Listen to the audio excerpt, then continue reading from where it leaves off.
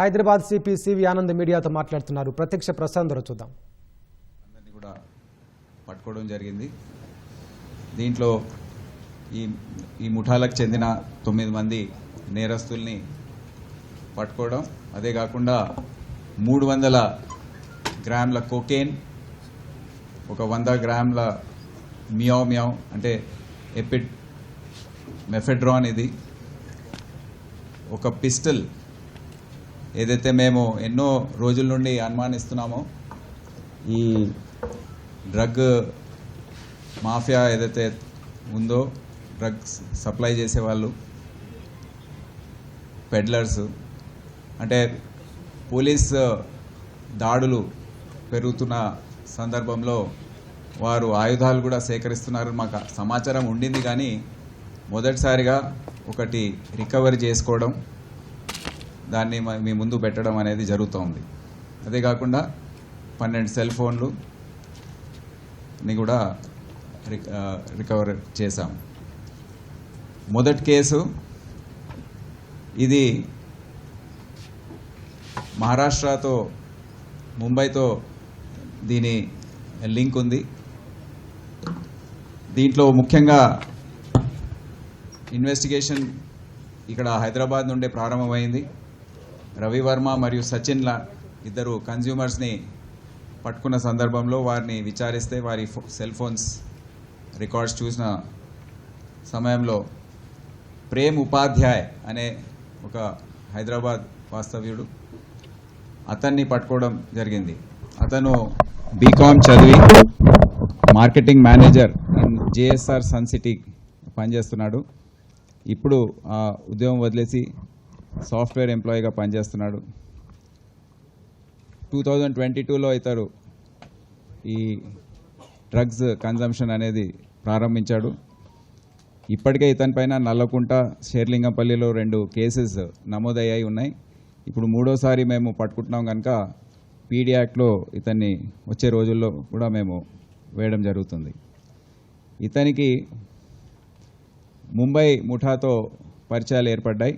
అక్కడ Muzaffar Wahid Sheikh alias Muzaffar 30 years, ఇతను థానేకి చెందినవాడు, ఒక ఎలక్ట్రీషియన్. అతను ముఖ్యంగా ఒక నైజీరియన్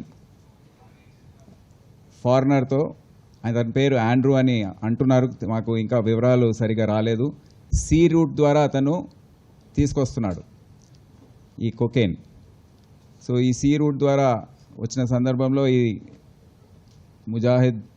వాహిద్ షేక్ అతను దాన్ని సేకరించి, ఇంకో సప్లయర్ ఉన్నాడు పీటర్ అని, అతని ద్వారా A2 వినోద్ కిషన్ లాల్ శ్రీవాస్తవ్, అతను కూడా చేంబూర్లో నివసిస్తాడు, ముంబైలో ట్యాక్సీ డ్రైవర్, అతనికి ఇవ్వడము. వీళ్ళిద్దరు కూడా పెద్ద ఎత్తున పెడ్లింగ్ చేయడం అనేది జరుగుతూ ఉంది. వాళ్ళిద్దరు కూడా ఆర్థికంగా ఇబ్బందులు ఎదుర్కొంటున్నారు. వారి వృత్తులు ఏవైతే ఉన్నాయో, ఎలక్ట్రీషియన్, ట్యాక్సీ డ్రైవర్, వారి కుటుంబ సభ్యుల్ని పోషించలేక ఈ విధంగా తయారయ్యామని వారు కన్ఫెషన్లో చెప్పడం జరిగింది. అయితే వీళ్ళిద్దరూ A3 అండ్ A4 ఎవరైతే ఉన్నారో, చైతన్య వినాయక్ వాగ్ అండ్ ముష్తాక్ ఖాన్. చైతన్య అతను ఒక ఆర్టిస్టు, 3D ఆర్ట్ కన్సల్టెంట్, చౌపాటీలో ఉంటాడు ముంబై. ముష్తాక్ ఖాన్ అతను ఒక జొమాటో డెలివరీ బాయ్గా పనిచేస్తూ ఉన్నాడు. అతను కూడా సబర్బన్ ముంబైలో ఉంటున్నాడు. వీళ్ళందరూ కూడా ఆ ఫారినర్స్ నుండి సేకరించిన కోకేన్ని తీసుకొని ఇక్కడ సప్లై చేయడం, ఇక్కడ ప్రేమ్ ఉపాధ్యాయ్ దాన్ని కన్జ్యూమ్ చేయడం, మళ్ళీ పెడ్లింగ్ చేయడం, ఇక్కడ ఉన్న ఆయన దోస్తుల నెట్వర్క్ ఏదైతే ఉందో దాంట్లో అది అమ్మడము, ఇవన్నీ కూడా చేస్తూ ఉన్నారు. సో ఈ దర్యాప్తు ఇక్కడ నుండి స్టార్ట్ అయ్యి మొత్తం అందరినీ ఇప్పుడు పట్టుకోవడం జరిగింది. ఈ ముఠాలో 276 గ్రామ్స్ ఆఫ్ కొకేన్ని ఈ ముఠా ద్వారా మేము సీజ్ చేయడం జరిగింది. టోటల్ దాని వర్త్ 69 లక్షలు. 8 సెల్ ఫోన్లు కూడా సీజ్ చేయడం జరిగింది. సో ఇది మొదటి గ్యాంగ్. రెండవ గ్యాంగ్ అది మ్యావ్ మ్యావ్ అంటే మెఫిడ్రిన్ అనే ఏదైతే నార్కోటిక్స్ డ్రగ్ ఉందో దాన్ని సరఫరా చేసే ముఠా ఇది. మ్యావ్ మ్యావ్ అనేది దానికి ఎన్నో స్ట్రీట్ నేమ్స్ అంటారు. దీన్ని స్ట్రీట్ నేమ్స్ ఎన్నో ఉన్నాయి. దాన్ని వైట్ మ్యాజిక్ అంటారు, ఎమ్ క్యాట్ అంటారు, మ్యాడ్ కౌ అంటారు, స్మాక్ అంటారు, బబుల్స్, డ్రోన్, ఇన్ని పేర్లు ఉన్నాయి. ఒక్కొక్క దేశంలో ఒక్కొక్క పేరు. సో ఇక్కడ మ్యావ్ మ్యావ్ అని దాని పేరు పెట్టి అమ్ముతున్నారు. సో ఈ గ్యాంగ్ ఏంటంటే దీంట్లో పవన్ భాటి ఏలియాస్ రాజా అండ్ హేమ్ సింగ్ కచ్వా వీళ్ళిద్దరూ ముఖ్యంగా దీంట్లో పెద్ద పాత్ర వహిస్తున్నారు. ఈ కేసు దర్యాప్తు స్టార్ట్ అయింది. మాకు ఇక్కడ Jitender alias Jittu resident of Katedan, ఇతన్ని ఒక లోకల్ ఇన్ఫర్మేషన్ బట్టి అతన్ని పట్టుకోవడం జరిగింది. అతను చిన్న వయసులో పుట్టాడు రాజస్థాన్లో నాగౌర్ జిల్లాలో. కానీ చిన్న వయసులోనే 12 ఏళ్ళ వయసులోనే అతను హైదరాబాద్కి వచ్చేసాడు. ఇక్కడ మిఠాయి తయారు చేసే దుకాణంలో ఏ విధంగా మిఠాయి తయారు చేస్తారో నేర్చుకున్నాడు. తర్వాత ఒక స్వీట్ షాప్ కూడా పెట్టుకున్నాడు. కానీ అది బిజినెస్ సరిగా నడవలేదు, అది మూసేయవలసి వచ్చింది. సో ఇటువంటి ఆర్థిక అంతలోనే అతను పెళ్ళి అయింది, 2 పిల్లలు పుట్టారు. అంతలోనే ఈ ఆర్థిక కష్టాల్లో ఉన్న సమయంలో పవన్ భాటి, ఇతను కూడా అదే జిల్లాకు చెందిన వ్యక్తి, రాజస్థాన్లో నాగౌర్ జిల్లా. అతనితో సంప్రదింపులు జరగడం, అతను కూడా కాటేదాన్లో వేరే బిజినెస్ పైన అక్కడ వచ్చిన సందర్భంలో ఇద్దరు కూడా కలిసి ఈ విధంగా మనము చేస్తే బాగుంటుంది, నాకు కొంతమందితో పరిచయాలు ఉన్నాయి, నేను ఈ ఎండి ఏదైతే ఉందో దాన్ని సేకరిస్తాను, మనం ఇక్కడ మీకు ఉన్న లోకల్ నెట్వర్క్లో అమ్మడానికి సహకరించండి, మనం ఇద్దరు డబ్బులు సంపాదించవచ్చని ప్రతిపాదన పెట్టడంతో ఈ బిజినెస్ స్టార్ట్ చేశారు 2022లో. సో ఇవన్నీ కూడా సురేందర్ అండ్ హనుమాన్ అనే ఇద్దరు అదే జిల్లాకు చెందినవారు. వారు మెయిన్ పెడ్లర్స్, మాకు ఇంకా దొరకలేదు వాళ్ళు. వారు ఎక్కడి నుంచి సేకరిస్తున్నారో ఇంకా మాకు ఈ ఇన్వెస్టిగేషన్లో తెలియలేదు. కానీ వారి ద్వారా ఈ పవన్ భాటి మరి అతని మిత్రుడు హేమ్ సింగ్, వీళ్ళిద్దరు కూడా ట్రాన్స్పోర్టర్స్. అంటే వారిద్దరి దగ్గర హనుమాన్, సురేందర్ దగ్గర కొని ఇక్కడ నాగౌర్ జిల్లా చెందిన వారు అందరూ దీన్ని ఇక్కడ జితేందర్ అనే వ్యక్తికి సప్లై చేయడం. అతను ఇక్కడ లోకల్ లెవెల్లో చాలామందికి కన్జ్యూమర్స్ ఉన్నారు, వారందరినీ కూడా ఐడెంటిఫై చేయడం జరిగింది. మనోజ్ అని నాంపల్లి, నరేష్ అని షాపూర్, హరేందర్ దేవడా అని షాపూర్, రామ్దేవ్ పచ్వా షాపూర్, ఉప్పలగూడ రాజా, వికాస్ నాంపల్లికి చెందిన వ్యక్తి. వీళ్ళందరూ కూడా మాకు ఇప్పుడు కన్జ్యూమర్స్గా పేర్లన్నీ బయటకు వచ్చాయి. జితేందర్ ఏం చేశాడంటే, మరి ఇటువంటి మాదక ద్రవ్యాలు సరఫరా చేసే ముఠాలో చేరుతున్నాము, ఇటువంటి డేంజరస్ బిజినెస్ చేస్తున్నాం కనుక ఒక ఆయుధం ఉంటే బాగుంటుందని ఇతనితో పవన్ భాటితో డిస్కస్ చేసి ఒక 9mm పిస్టల్ ఏదైతే మీరు చూస్తున్నారో ఇది కొనడానికి దాదాపు 75,000 ఖర్చు చేసి ఒక 7 రౌండ్లు కొన్నాడు. దాంట్లో ఒకటి ఫైర్ కూడా చేసి చూసుకున్నాడు, ఇది కాటేదాన్ ఏరియాలోనో ఎక్కడో రిమోట్ ప్రాంతానికి వెళ్ళి అక్కడ ఫైర్ చేసి చూసుకున్నాడు, ఇది పనిచేస్తుందా లేదా అని. ఇంట్లో పెట్టుకున్నాడు, ఎక్కడైనా అవసరం ఉన్నప్పుడు ఏదైనా కీలకమైన ఆపరేషన్ చేసే సమయంలో ఇది పనికొస్తుందని. అంటే ప్లాన్స్ చాలా పెద్దగా ఉన్నాయని అర్థమవుతున్నాయి. సో ఈ విధంగా ఈ మొత్తం ముఠాని పట్టుకోవడం జరిగింది. వారు కూడా మా అదుపులో ఇప్పుడు ఉన్నారు, అరెస్ట్ చేసి రిమాండ్ చేయడం జరుగుతుంది. ఇప్పుడు ఈ పరిస్థితుల్లో మనము ఒక సందర్భంలో demand side of the narcotics consumption and supply side గురించి ఒకసారి మాట్లాడాం. అప్పుడు కన్జ్యూమర్స్ని కూడా కొంతమందిని అరెస్ట్ చేసి పంపించాం.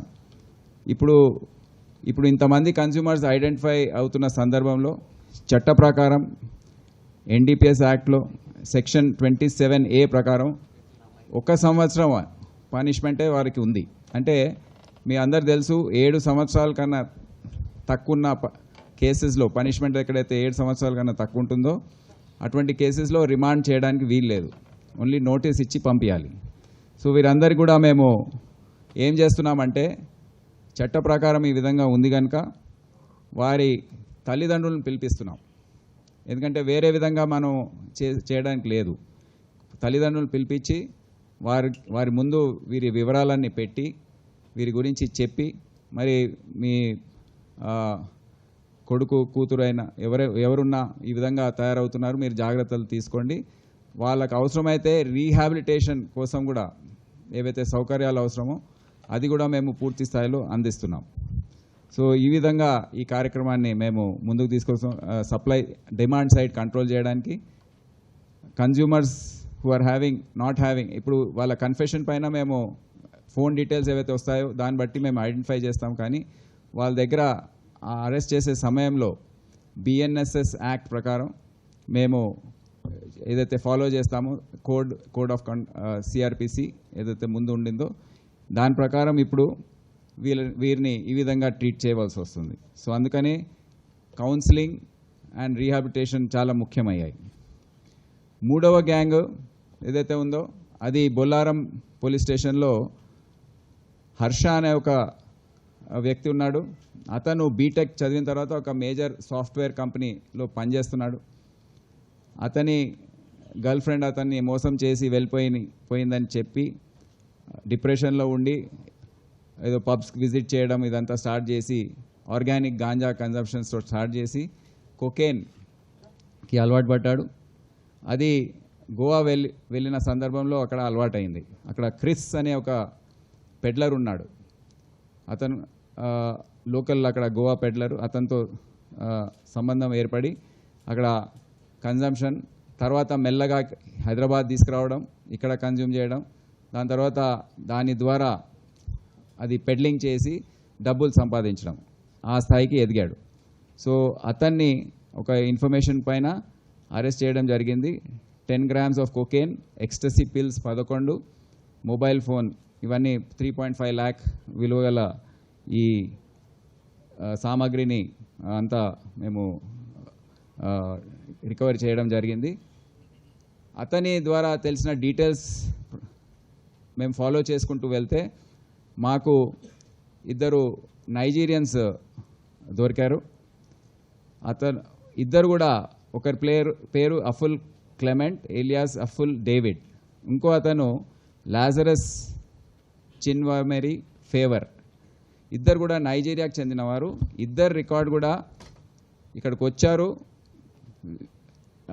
వీసా ఎక్స్పైర్ అయిపోయింది, పాస్పోర్ట్ కూడా ఎక్స్పైర్ అయిపోయింది, అది వ్యాలిడ్ కాదు. క్లెమెంట్ అయితే 4 నగరాల్లో తిరిగాడు. చండీగఢ్లో దిగి అక్కడ ఏదో ఎక్స్పోర్ట్ బిజినెస్ చేస్తూ ఏదో మోసం చేసే చీటింగ్ కేసులో అరెస్ట్ అయ్యి రిలీజ్ అయిన తర్వాత అతను మళ్ళీ ఢిల్లీకి వచ్చాడు. ఢిల్లీలో కొన్ని రోజులు ఉన్నాడు. దాని తర్వాత బెంగళూరు వెళ్ళాడు. బెంగళూరులో కొన్ని రోజులు ఇతర నైజీరియన్స్ అందరితో కూర్చొని ఈ విధంగా ఏదన్నా బిజినెస్ చేద్దామని మాట్లాడాడు. దాని తర్వాత మళ్ళీ హైదరాబాద్కి వచ్చాడు. సో ఈ విధంగా 4 నగరాల్లో అతను తిరుగుతున్నాడు. ఎటువంటి జాడ మనకు తెలియట్లేదు. అతని మిత్రుడు కూడా పాస్పోర్ట్ వీసా అతనిది కూడా ఎక్స్పైర్ అయిపోయి ఉంది. Both are illegally staying in India. So దీంట్లో ఏంటంటే మాకు ఇప్పుడు ఒక పెద్ద సందేహం మరియు ఒక గందరగోళ పరిస్థితి ఏర్పడింది. ఈ foreigners especially Africans and Nigerians ఎవరైతే ఈ నార్కోటిక్స్ సప్లైలో ఇన్వాల్వ్ అయి ఉన్నారో వారిని మేము అరెస్ట్ చేసి పంపిస్తే మళ్ళీ కొన్ని రోజుల తర్వాత వారు బెయిల్ పైన వచ్చేస్తున్నారు. బెయిల్ పైన వచ్చిన తర్వాత ఎక్కడ వెళ్తున్నారో ఏంటో ఈ విశాలమైన దేశంలో ఎక్కడ మాయమైపోతున్నారో అర్థం కావడం లేదు. ఆ కేసెస్ ఏవైతే ఉన్నాయో అవి ట్రయల్కి వచ్చిన సందర్భంలో వీరు ఎవరు కూడా హాజరు కావడం లేదు. ఎన్బిడబ్ల్యూ ఇచ్చినా ఎవరిపైన ఇష్యూ చేయాలి, ఎవరిని పట్టుకోవాలి, ఎక్కడున్నారు వాళ్ళు, ఎటువంటి జాడా మాకు తెలియట్లేదు. ఎందుకంటే చాలామంది false names, false passports, false identities పైన ఉంటున్నారు మన దేశంలో. సో వీరిని ఇంకో మార్గం ఏంటంటే డిపోర్ట్ చేసి పంపించడం. డిపోర్టేషన్ ప్రొసీజర్ మీరు కొన్ని రోజుల క్రితం చూశారు. హెచ్న్యూ ద్వారా 4 డిపోర్ట్ చేయడం జరిగింది. సో ఈ ఇద్దరిని కూడా మేము డిపోర్ట్ చేయడానికి నిర్ణయించాం. కానీ డిపోర్టేషన్ ప్రాసెస్ కూడా చాలా కష్టమైన ప్రాసెస్, అంత ఈజీ కాదు. అది మాకే పనిష్మెంట్ లాగా తయారవుతుంది. అదేంటంటే ముందు వీరి క్రెడెన్షియల్స్ ఏవైతే ఉన్నాయో అవి ఫస్ట్ మేము వెరిఫై చేయాలి. ముందు వీళ్ళు పట్టుకున్న సందర్భంలో ఎప్పుడు కూడా కరెక్ట్ పేరు చెప్పరు. వాళ్ళ దగ్గర ఉన్న పేపర్ కరెక్టా కాదా తెలియదు. సో ఎఫ్ఆర్ఆర్ఓ దగ్గర బయోమెట్రిక్ డీటెయిల్స్ ఉంటాయి. అక్కడ పంపిస్తే ఇద్దరివి నిజమైన పేర్లు, డీటెయిల్స్ తెలిసాయి. తెలిసిన తర్వాత మళ్ళీ నెక్స్ట్ ఏంటంటే ఇప్పుడు వచ్చే ప్రొసీజర్లో మేము ఎఫ్ఆర్ఓకి ఆ బయోమెట్రిక్ డీటెయిల్స్ ఇచ్చిన తర్వాత మూవ్మెంట్ రెస్ట్రిక్షన్ ఆర్డర్ ఇష్యూ చేయించాలి. FRO has to issue movement restriction order on them. దాని తర్వాత అది ఇష్యూ అయిన తర్వాత ఎమర్జెన్సీ ట్రావెల్ సర్టిఫికేట్ వాళ్ళ ఎంబసీ నుండి రావాలి. ఎందుకంటే వాళ్ళ దగ్గర పాస్పోర్ట్ లేదు, ఏమీ లేదు. సో ఈ డాక్యుమెంట్స్ లేని పరిస్థితుల్లో వారిని మేము ఇక్కడ నుండి డిపోర్ట్ చేయాలంటే ఎమర్జెన్సీ ట్రావెల్ సర్టిఫికేట్ అవసరం. అది తీసుకురావడం అంత ఈజీ కాదు. ఎంబసీ నుంచి కోఆపరేషన్ ఇవన్నీ కూడా గతసారి 4 తరలించడంలో మన ఆఫీసర్స్ ఢిల్లీ వెళ్ళి అక్కడ ఎంబసీలో కూర్చొని అది వాళ్ళకి అన్ని డీటెయిల్స్ చూపించిన తర్వాత అప్పుడు ఇచ్చారు. సో ఈటీసీ ఇచ్చిన తర్వాత ఇక్కడ ఎఫ్ఆర్ఆర్ఓ ఎగ్జిట్ పర్మిట్ అనేది ఇష్యూ చేస్తారు. ఎగ్జిట్ పర్మిట్ ఇష్యూ చేసిన తర్వాత ఎయిర్ టికెట్స్ బుక్ చేయాలి. ఎయిర్ టికెట్స్ బుక్ చేసిన సందర్భంలో కూడా ఏదైతే ఎయిర్లైన్ ఉందో వాళ్ళు కూడా ఒప్పుకోవాలి. ఎక్కడి నుంచే డిపార్చర్ అవుతున్నారో ప్లస్ ఎక్కడైతే ల్యాండ్ అవుతున్నారో వాళ్ళిద్దరు కూడా ఇంటిమేషన్ ఉండి వాళ్ళు సరే అని చెప్పిన తర్వాతనే ఇది సాధ్యమవుతుంది వారిని ప్లేన్ ఎక్కించి పంపించడం. సో ఇంత సుదీర్ఘమైన ప్రాసెస్ ఉంది డిపోర్టేషన్లో. కొన్నిసార్లు 1 నెల పడుతుంది, 2 నెలలు పడతాయి. వీళ్ళ భోజనాల ఖర్చు, వీళ్ళ సెక్యూరిటీ, వీళ్ళ సేఫ్టీ అంత బాధ్యత కూడా టోటల్ పోలీస్ పైన ఉంటుంది. సో ఇటువంటి పరిస్థితుల్లో ఇప్పుడున్న డీటెయిల్స్ ప్రకారం foreign nationals link to FRRO Hyderabad 4375 అని రికార్డులో ఉంది. అంటే వీళ్ళందరూ ఇక్కడ ల్యాండ్ అయ్యి ఎఫ్ఆర్ఆర్ దగ్గర రిజిస్టర్డ్గా ఉన్నారు. కానీ దేశంలో ఎక్కడైనా ఉండొచ్చు, హైదరాబాద్లోనే కాక ఎక్కడైనా they must be anywhere in India. Foreign national in Telangana 1844 ఈ రోజు పరిస్థితి. Africans in Hyderabad 1387, Nigerians in Hyderabad 43 అని ఎఫ్ఆర్ఆర్ఓ రికార్డ్స్లో ఉన్నాయి. సో మేము 33 మంది ఫారెన్ నేషనల్స్ని హెచ్న్యూ ద్వారా అరెస్ట్ చేయడం జరిగింది. గత 3 సంవత్సరాల్లో 19 మంది ఫారెన్ నేషనల్స్ని డిపోర్ట్ చేయడం జరిగింది హెచ్న్యూ ద్వారా. సో ఇది ఇప్పటివరకు ఈరోజు ఇద్దరిని యాడ్ చేస్తే అది 21 పెరుగుతుంది.